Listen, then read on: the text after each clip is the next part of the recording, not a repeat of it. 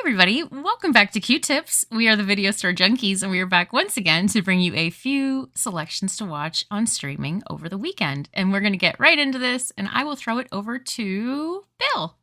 Oh, thank you. Well, okay, so I've got two movies today, a really good one, and then something directed by Jerry Warren. Okay, so the first one, the good one, is called Conspiracy. Who's throwing up over there? Ah, nicely done, Giz. Nicely done. You found the one book that was on the open floor. Anyway, they're good at that. It's called Conspiracy. It was filmed in 2001. It's on HBO. And directed by Frank Pearson, who wrote Dog Day Afternoon. Was a pretty good writer. Did some directing, but is mostly known for his writing. Also did Cat Ballou.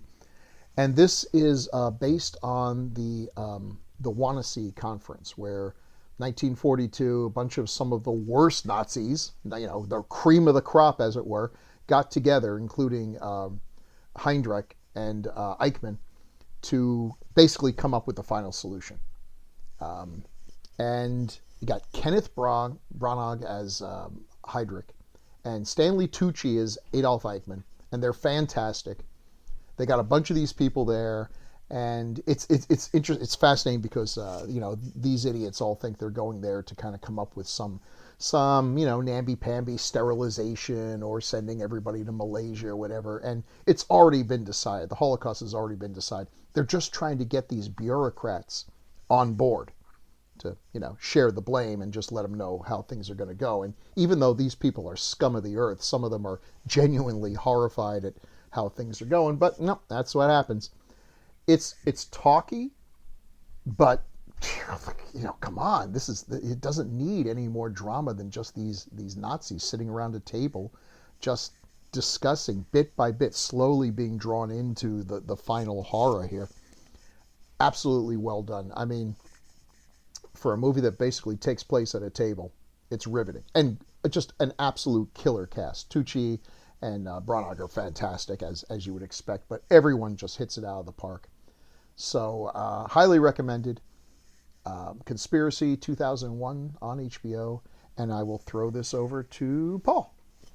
Why, thanks, and I'll definitely second that one. It's like you said, it really shouldn't work in terms, but it's so fascinating. And it's shot well in terms of, like you said, even though it's sort of like 12 Angry Men, and you have this group of people around a table. But yeah, no, fascinating thing about some really horrible, terrible people. So, well, changing gears, my theme this week is, for some reason, it's going to be trippy films that are a bit trippy. And the first one, at times, doesn't seem like it, but trust me, by the end, it will be. It's Enemy by Denis Villeneuve. Starring Jake Gyllenhaal as man who basically runs into his doppelganger. And I'm just going to leave it there. But it's one of those ones where the whole genre of YouTube videos of the ending of Enemy Explained. The whole reason I think those exist from this movie. Because you sit there and you go, if you're paying attention, I think it would still be a surprise, but it would at least make a little bit more sense. It's one of those ones you really have to sit there, talk about, maybe read some things on. Apparently even the cast is like signed NDAs to not talk about what it means. It's one of those ones where you're like, I actually had to rewind because not rewind, but it was on DVD, but zoom back and go, was that what, huh?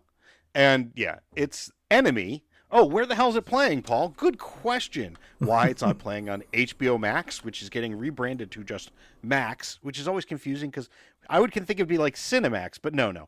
It's HBO Max or now Max. Canopy with a K, DirecTV, and on Jake Gyllenhaal. Oh, wait, that's who's in it. So yeah, so HBO Max, Canopy, and DirecTV. That's Enemy from 2013. And speaking of doppelgangers, I'll pass this to Zach. Well, thank you, Paul. Very appropriate that you would throw it my way because we've got a Jake Gyllenhaal unsatisfactory ending double feature going down. You didn't know this, but because that's actually kind of the theme of my first pick. I'm going to read you the synopsis of this film. This is one of David Fincher's lesser appreciated movies. He's obviously got a lot of movies: Fight Club, Gone Girl, lots of popular films. I think this one's a little less talked about. Let me read you the synopsis here. A cartoonist teams up with an ace reporter and a law enforcement officer to track down an elusive serial killer. I just wanted to read that synopsis because it's so bad, because it's so incorrect. That's absolutely not what the movie's about. Of course, I am talking about 2007's Zodiac, where Jake Gyllenhaal plays Robert Graysmith, who famously wrote a book about the Zodiac killings, and Gyllenhaal plays Graysmith. It is based on his book, and like I said, it's a great movie. Obviously, if you know anything about the Zodiac killings, there's not a lot of resolution, which I'm sure a lot of audiences didn't appreciate. I'm sure they wanted to go into the Zodiac movie finding out who the Zodiac killer was, and they were probably sorely disappointed. It's kind of a, I don't know, the structure is a little. Well, it's actually, I think it's realistic. Let's say that it's realistic. It's not beholden to the traditional kind of 3-act structure. So it kind of jumps around a little bit because obviously this was a case that was, went on. The killings happened over a period of years, and the investigations and the Graysmith's writing of his book went on for years, decades. So it does kind of jump around a little bit, but I actually kind of appreciate that it doesn't try. I'm sure that I have not read the book. I'm sure that there's still some dramatized stuff in here, but it doesn't try to condense the entire story down into a very clear kind of 3-act movie. And speaking of stacked casts, which is actually kind of my theme today. So you got Jake Gyllenhaal as Robert Graysmith. You got Mark Ruffalo. You got Robert Downey Jr. You got Anthony Edwards. You got John Carroll Lynch. You got Elias Koteas. You got Brian Cox. You got Clea Duvall. You got Donald Logue. This is just an incredible, incredible cast. It's a great movie. Again, if you're going into this movie looking for a clear-cut resolution, a thriller where in the end, the killer is brought to justice, well, unfortunately, that's not the case here. But it's a great film. Like I said, David Fincher, top of his game here. And it's a movie I watch. I think I've watched it probably about 3 or 4 times since it came out, and I always appreciate it. And this one is playing on Showtime and Fubo. And speaking of potential Zodiac killer suspects, which I refuse to rule out, Renee, what's your first pick for today? And also, where were you on New Year's Eve 1969? And was it in Vallejo, California? It was not. Okay. Yes. Okay. I was not alive yet, but I most certainly was there in spirit. Wait, so that means you don't have an alibi. True. Oh. You know what I love about that is that I just had the same conversation with somebody just a couple months ago, and I asked them the exact same question, and they too weren't born yet. Anyway, it's an important question. I think you should ask as many people as you can. Anyhow, so, after you get done watching the Zodiac and you're hungry for justice, you really need to see the bad guy get it in the end. I've got something for you. Yes.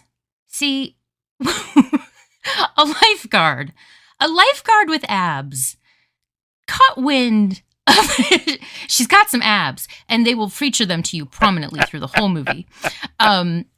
She caught wind of some anomaly in the coast off San Diego, and she brought together a ragtag group of people to take care of this animal before it destroys the whole bay. And guess who's in this crew of people? Why, one of them would be David Faustino from Married with Children, and the other would be the one and only Mr. Jeff Fahey. Lawnmower Man himself. Yeah, you have my attention. The lawnmower. Was waiting for the you. Lawnmower Man himself. The Lawnmower Man himself, and which also the Lawnmower Man is, I believe it. Is it still on there? I don't know. I recommended that. I can't believe it was November. That was feels like it was much sooner. I've watched it. I've watched it every day since, though. As you should. I appreciate that somebody watches my recommendations. So yeah, this movie is pretty silly. I was going to call it stupid. This movie is pretty silly. It's called Atomic Shark, and of course, it is available where else but Tubi. Yay! Yeah, so I'll pass this over to Bill. Okay, Atomic Shark is probably Citizen Kane compared to the next mess that I'm talking about. So, filmmaker Jerry Warren holds a special place in my heart because he is the person who gave me an epiphany about movies. When I was a kid, we had 3 channels. I was old. It was different back then, but they showed a lot of movies all the time, all kinds of good stuff. So I got to see a lot of things, and I quickly realized I loved horror, loved science fiction and fantasy, and I'd watch anything if it was even remotely, kind of grazed on that. And I quickly figured out some movies are better than others. Universal films and Hammer films are better than PRC or Monogram films. It didn't take a genius. Harryhausen films are always great. But even the bad ones were watchable. I mean, watchable more than once. And they would get shown a lot. You get the TV guide, you go through, it's like, what are they going to show? Oh, it's the 4 Skulls of Jonathan Drake. Well, I was hoping for Attack of the 50-Foot Woman or Attack of the Crab Monsters or something with attack in it. But anyway, but it was all right. And then I watched The Incredible Petrified World. And I realized that there were some movies that were so bad, even though they were horror, I would never watch them again. That if it was a choice between watching this movie again and just going to sleep, staring at the wall and making movies in my head, it would be much more entertaining than watching The Incredible Petrified World. And over time, I began to realize there were a few movies like that, and more often than not, they were directed by Jerry Warren, who was an untalented hack. He did a lot of stuff. Well, he made a bunch of movies, and then he stopped making movies after The Wild Wild World of Batwoman because he got sued. And then about 20 years later, after not watching any movies for all those years, someone said, hey, horror movies are making money again. So in 1981, he produced his final opus, Frankenstein Island. Produced, written, composed, edited, and directed by Jerry Warren, there is no one else to blame. And of all the Jerry Warren films in the world, it's his best. It is terrible. There is no reason to watch this unless you are forced to, because Decades of Horror has foolishly listened to some of the writers who keep suggesting this thing because apparently we hurt them in some way. And I'm going to be talking about this at great length on Wednesday. A hot air balloon crashes onto a remote and uncharted island, stranding 4 guys and a dog, who are then kidnapped by pirates. You can tell they're pirates because one of them has an eye patch, and he laughs at every single line. The same ha ha ha laugh. Before he gives a line, says his line, laughs again. He's a pirate. They take him to a laboratory home of Sheila Frankenstein, played by Catherine Victor, who is Batwoman, and in The Wild World of Batwoman, and who's an actress I actually kind of like, even though she was in wretched movies. She was in every movie Jerry Warren ever made, but I've always kind of liked her. She is turning shipwrecked sailors into zombies. Now, don't get excited. These zombies look like Larry Bud Melman from the old David Letterman show. I don't know if he really knew what zombies were, because he made a movie called Teenage Zombies, and there weren't any zombies in that either. These zombies, and I am not making a word of what I'm about to say up, they wave those little plastic pitchforks that you can buy in the dollar store around Halloween. They're about 18 inches long and only look like something a devil would use if they were being held by a really small child. But that's what they hold. All plastic, not even repainted or anything. And they wave them around on these women. Oh, by the way, there's a tribe of primitive bikini-clad Amazon jungle girls in the island. And if you wave the pitchfork over them, they turn into vampires. It later turns out that these girls, who are all wearing the same leopard bikini print, although there are no leopards on the island, but of course not, they were all turned into bikinis. These girls are actually the descendants of a highly advanced alien race that landed on the island years ago. And you think, well, that's going to come into play. Nope. Actually, nothing does. Sheila Frankenstein, for example, has a 200-year-old husband, Dr. Van Helsing, who just sits in bed, and she's trying to save him by using the blood of Cameron Mitchell. Poor Cameron Mitchell. He ended up being in some porn movies, but at least he could walk out of that with a sense of pride. Not this one. He's just in jail quoting Poe, and that's it. He just shows up. Then every now and then, because Cameron Mitchell's not the big name star in this one, it's actually John Carradine. Because every now and then, for no reason at all, he shows up as this disembodied head who starts sprouting off about the power, the power, the power. He's got a great voice. It must have taken 15 minutes to film in a garage somewhere all of Carradine's lines. What he got paid for this, I can't even imagine. But, the folks like Mitchell and Carradine had a lot of ex-wives, and they weren't getting a lot of good roles. They took literally anything that came along. It's heartbreaking. This movie goes on for a long time, and lots of things happen, and none of it makes sense, and none of it holds together. It's completely random. And just when you think, oh God, this mess is over, you might get a little voice in your head saying, I know her name's Sheila Frankenstein, but is it really a Frankenstein movie if it doesn't have a monster? And out of nowhere, he pops up. He just comes walking out of the water, and they have this big fight scene between the girls, the zombies, the sailors, the pirates, and Frankenstein's monster, who just sort of stands in the middle and goes rawr and moves his arms around, knocks over a couple of water jugs, and that's about it. And in the end, they escape from the island, and it turns out it was all a dream. Or was it? Yeah, apparently it was a dream, because they go back to the island. The Navy comes back to rescue the jungle babes, and there's absolutely nothing there. There's no laboratory, there's no people, there's no Frankenstein. So it was all just a dream. Or was it? Because then the dog comes back with holding a bracelet, which I think was probably on one of the space babes or something, but they really didn't say anything about it, so I completely missed it. This movie is like one of those terrible men's magazines from the 1950s that just have these ridiculous plots that just stack one thing on top of another. So it's got that going for it, but I cannot convey to you the sheer incompetence and overwrittenness of Jerry Warren. He never made a good movie. He ruined a lot of movies, but he never really made a good one. He would just take foreign films and cut hours and hours of stuff out of them. Well, not hours. Cut at least a half an hour of stuff out, and then he would realize his films were now too short, so he had to film some stuff, usually with John Carradine, and these long, rambling dialogues that would just go on forever and ever and just never stop. And then he would release them. And they were terrible. The originals were actually okay, but good luck finding anything. I thought I had it here. There was a quote that he had. Dang, I lost it here. There was a quote that just so completely synthesizes everything that you could ever want to say about this guy. And it essentially just comes down to, I was in the business to make money, make a buck. And he did. He made a buck. And if he could have spent a little bit more to make $1.50, his attitude would be basically, I'm happy with $1.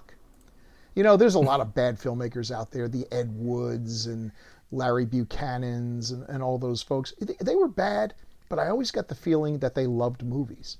And they just didn't have the talent to really pull it off. But he just seems like a real cynical guy who's just in, trying to make things as easy as possible. Here's the quote. I was in the business to make money. I never, ever tried in any way to compete or to make something worthwhile. I only did enough to get by so they would buy it, so it would play, and I'd get a few dollars. It's not very fair to the public, I guess, but that was my attitude. You didn't have to go all out and make a really good picture.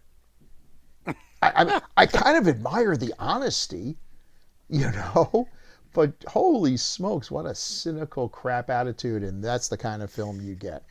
So I hope I haven't made this sound interesting enough to actually seek out.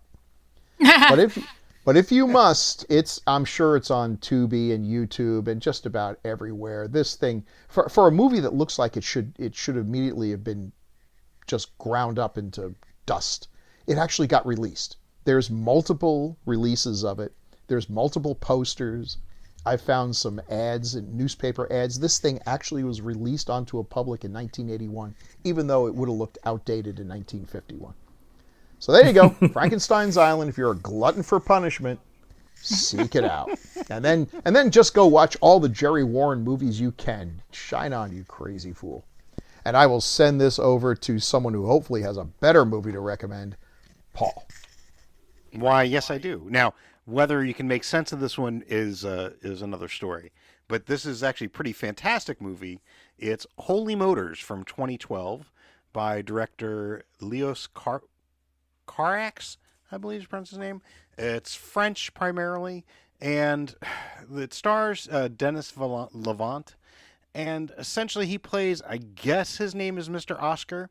He's picked up by a white stretch limo early in the day, and he has various appointments. It's about 8 or 9 appointments. Each one he essentially, is he an actor? I guess, maybe. He puts on makeup, he does a role, he plays somebody completely different, but there's no camera, there's no crew. It doesn't necessarily make sense. Well, sometimes there's a crew, there's a motion capture sequence, what does it mean? I'm not entirely certain. It is pretty fantastic, though. It's really a trip. There's some really fun sequences. There's a sequence where Denis Lavant brings back his Mr. Oscar becomes a character that from an earlier Leos Carax movie called Monsieur Merde, basically Mr. Shit. And it's actually a really funny sequence, and it's just this weird trippy movie.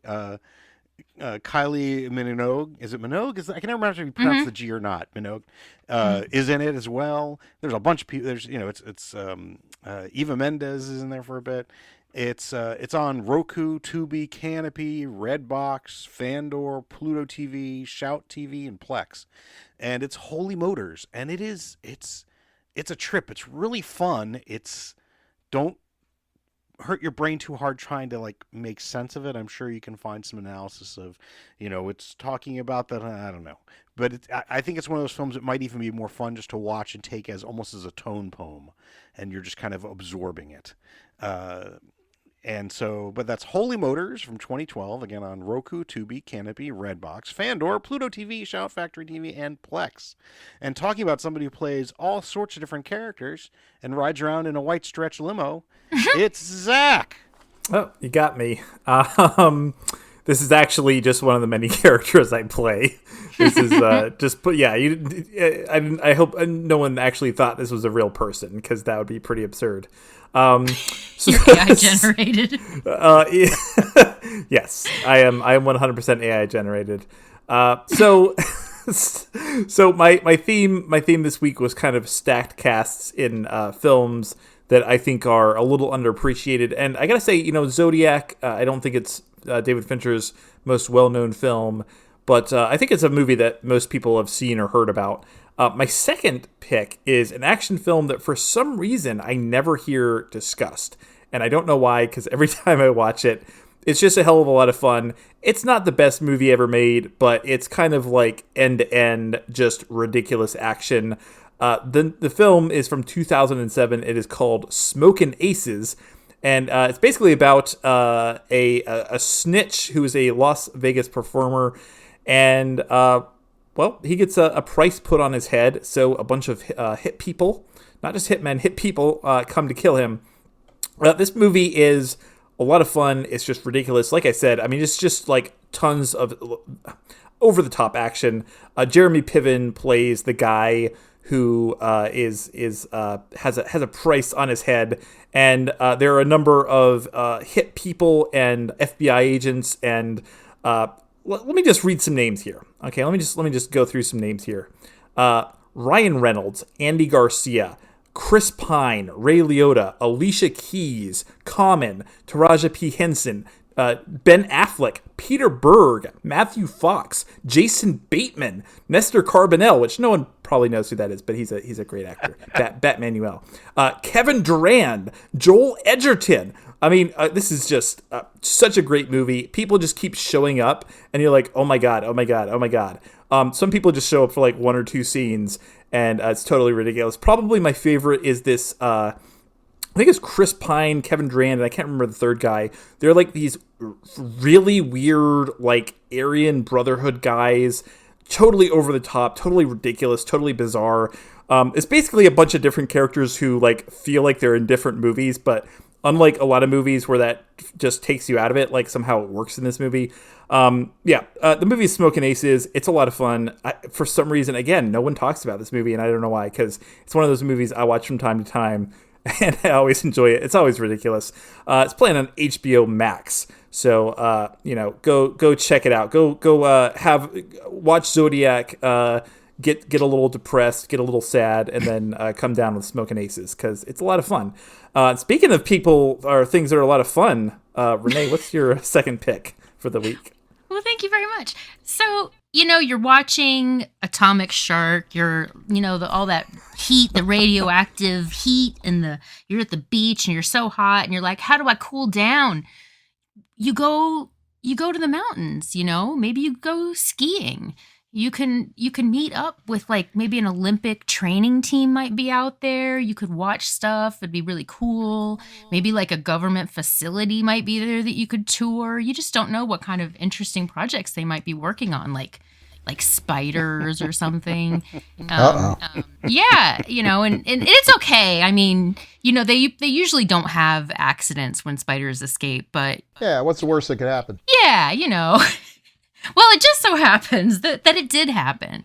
But luckily for everyone, Patrick Muldoon was there in the form of Dan Dashel, the pro skier, who is retired now and is at this mountain. And don't worry, because he's going to help everybody to save the day.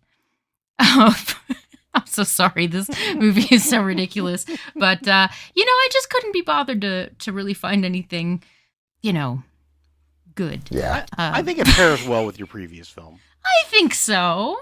Yeah. So anyway, this movie is called Ice Spiders.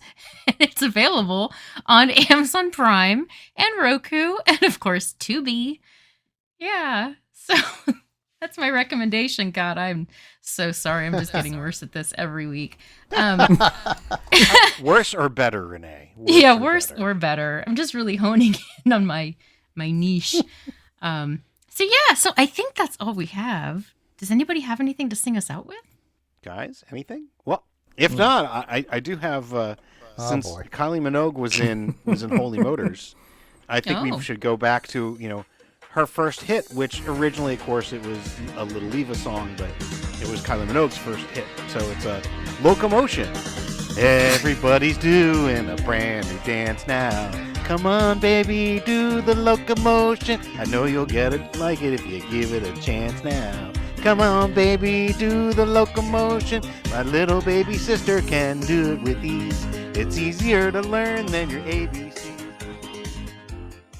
For the weekend of April 21st, Bill recommended Conspiracy, available on HBO Max, and he did not recommend Frankenstein Island, available on Tubi and Pluto TV. Paul recommended Enemy, available on HBO Max, Canopy, and DirecTV, and Holy Motors, available on Tubi, Canopy, Redbox, Pluto, and a handful of other places. I recommended Atomic Shark, available on Tubi, and Ice Spiders, available on Amazon Prime, Roku, and Tubi.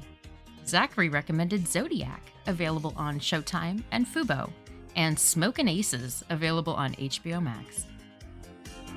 So come on, do the locomotion with me. You gotta swing your hips now. Come on, baby, jump up. He's got all the verses. Yeah, that's we'll leave it there. That song is totally about sex, and it's got to bring your little baby sister in. Yeah, that's so uncomfortable. For some What? It's reason, about I've gone sex? through. I thought it was about dancing. Sure, yeah. Move your hips now. Well, you do that when you dance, Bill. Not everything's about sex. Okay. Footloose. I mean, that's yeah. It made me think of that song "Holy Diver" by Dio. But in my that's mind, I was wrong. thinking "Holy Motor." Can you sing that? Holy Diver. I think Holy Diver's about sex too. I'm just, No. Holy Diver, Soul Survivor. Ice Spiders is about sex too. well, yes. Hello. I think we all- That actually kind of ties in with my first recommendation. That's the weird thing.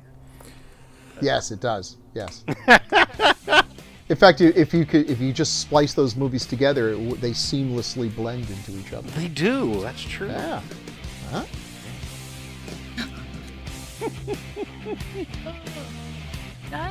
Now I'm looking at the lyrics of Holy Diver and trying to analyze them as a song about sex. You've been down too long in the midnight sea. Oh, what's Whoop. becoming of me? Ride the tiger. You can see his stripes, but you know he's clean. Oh, jeez. Oh, yeah. You don't have to Dio's- be Fellini to figure this one out.